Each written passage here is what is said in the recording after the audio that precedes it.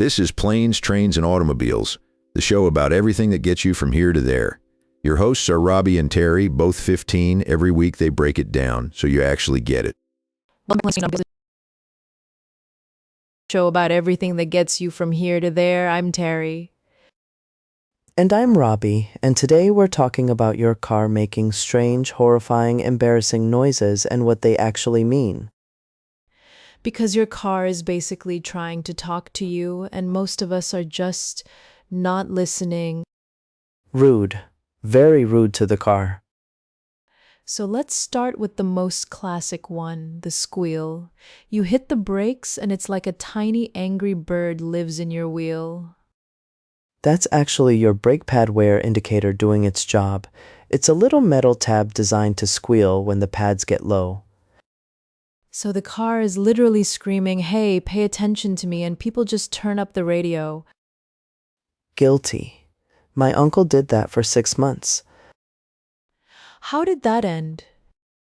Badly. Very badly. New rotors, new pads, new outlook on life. So the squeal is a warning, but if it turns into a deep, grinding metal-on-metal sound, you've already ignored the warning. At that point, you're not stopping the car so much as negotiating with it. Now let's talk about the clunk. You go over a bump and something underneath goes clunk, like someone dropped a bowling ball in the trunk.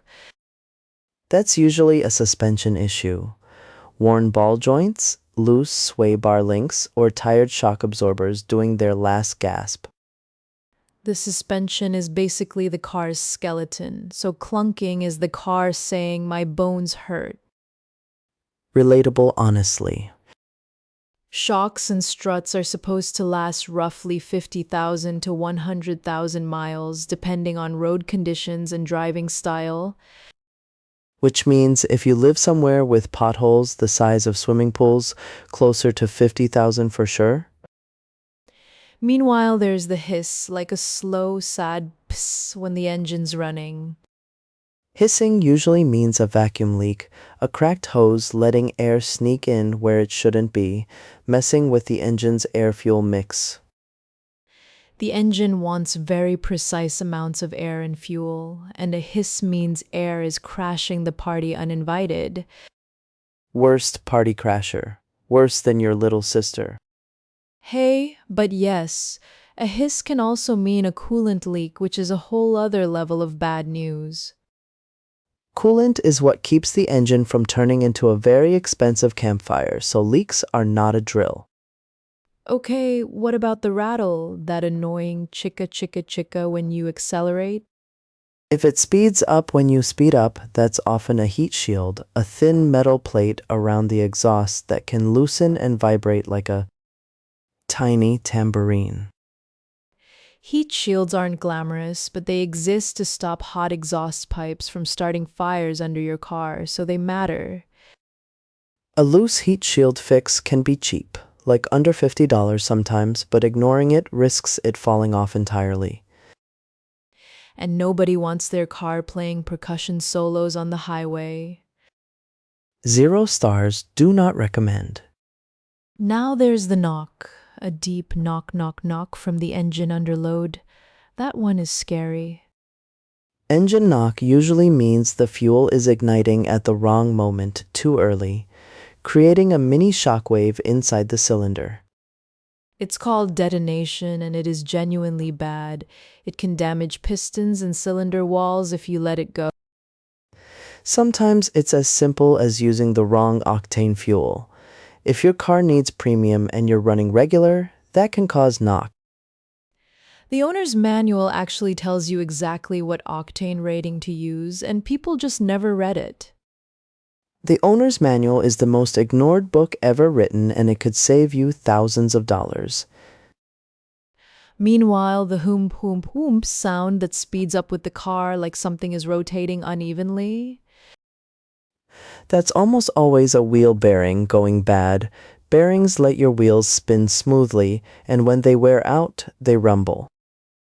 A failing wheel bearing can eventually seize completely, which is as dramatic and dangerous as it sounds.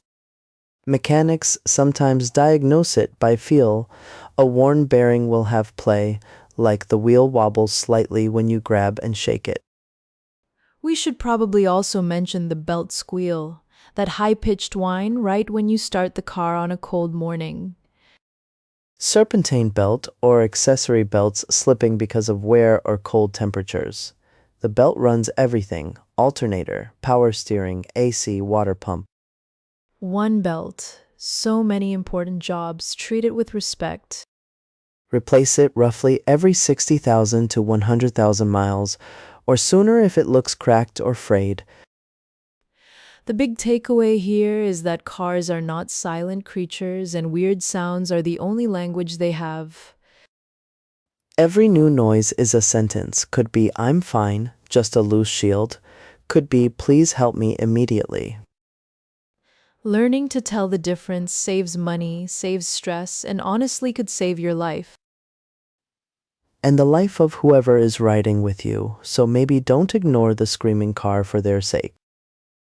So next time your car makes a weird sound, don't just turn up the music. Listen, think, act. Your car has been trying to have this conversation with you for a long time. Maybe finally pick up. Thanks for riding along with us today on Planes, Trains, and Automobiles. Stay curious, stay safe, and keep your ears open. And we'll see you next week on Planes, Trains, and Automobiles.